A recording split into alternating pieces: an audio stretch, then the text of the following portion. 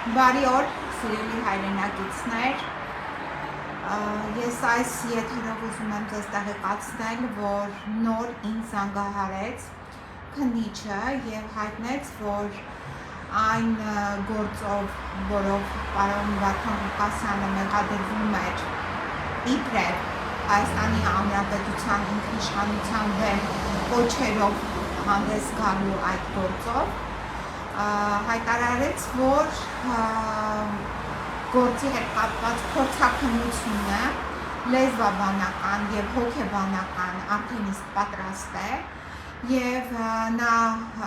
պատրաստվում է ծանոթացնել գործի նյութերի հետ պարոն Վարդան Ղուկասյանին, այդ թվում նաև նրա պաշտպաններին, այդ թվում նաև ինձ,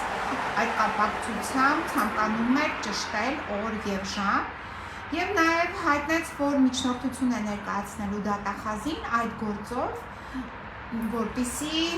կայացվի կարգոն որոշում, այսինքն մենք ունենք արդեն իսկ հետնահանջ այն մեղադրանքից, որ իբրև թե պարոն Ղուկասյանը հանդես էր եկել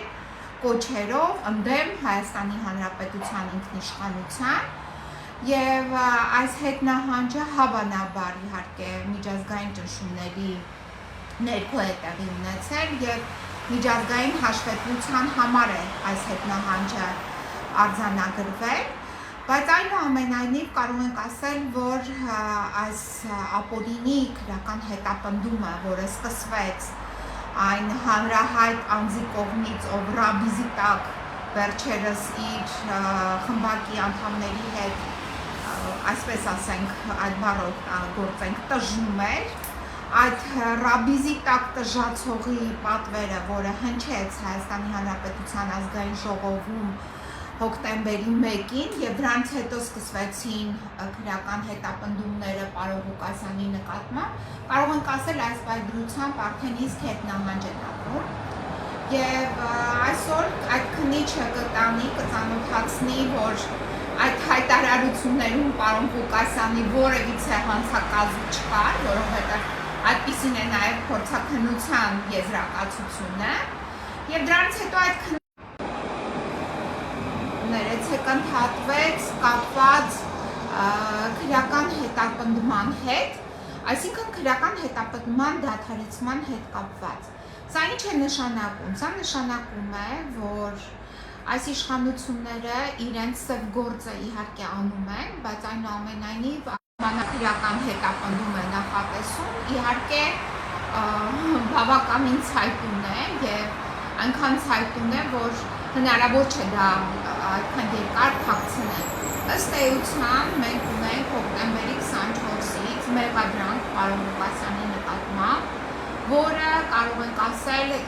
տևեց բավականին երկար, 2 ամսից ավելի, և այս մեղադրանքը ըստ էության փչվել է։ Նույնպես պետք է փչվեն այն բոլոր մեղադրանքները, որը առաջադրվեցին պարոն Ղուկասյանին այս ընթացքում, և ես հավատացած եմ և համոզված եմ, որ պարոն Ղուկասյանը շուտով ազատ կարձակվի և կշարունակի ղեկավարել Գյումրին և մենք կտեսնենք Գյումրիում իրապես